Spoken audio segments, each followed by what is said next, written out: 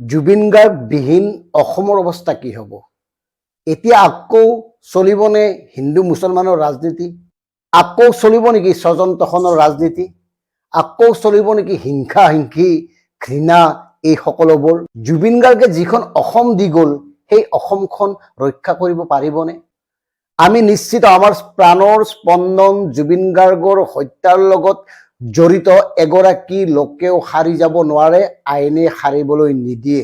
আমি এইটোও নিশ্চিত যে যিসকল লোক চামকানুকে আদি কৰি সিদ্ধাৰ্থকে প্ৰমুখ্যে যিসকল লোক জুবিনৰ লগত আছিল সেই সময়ত, তেওঁলোক চিৰজীৱনৰ কাৰণে অসমীয়া সমাজৰ পৰা বৰ্জিত হৈ থাকিল, ঘৃণাৰ পাত্ৰ হৈ থাকিল। আৰু আমি এয়াই বিচাৰো জীৱিত কালত তেওঁলোকে চূড়ান্ত ঘৃণাৰ পাত্ৰ হৈ থাকক, তেওঁলোকক য'তে দেখে তাতে থুৱাক অসমৰ সাধাৰণ জনতাই, আৰু এয়া নিশ্চিতভাৱে হ'বই।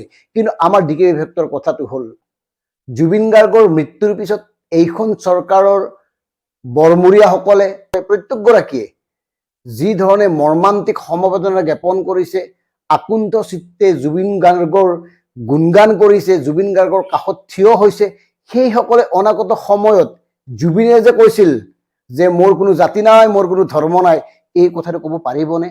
নে তেওঁলোকে এতিয়া পুনৰ ক'ব হিন্দু মুছলমান, পুনৰ ক'ব মোগল, পুনৰ বাঘ হাজৰিকাৰ নামত বিতৰ্ক হ'ব, পুনৰ আজান ফকীৰৰ নামত বিতৰ্ক হ'ব?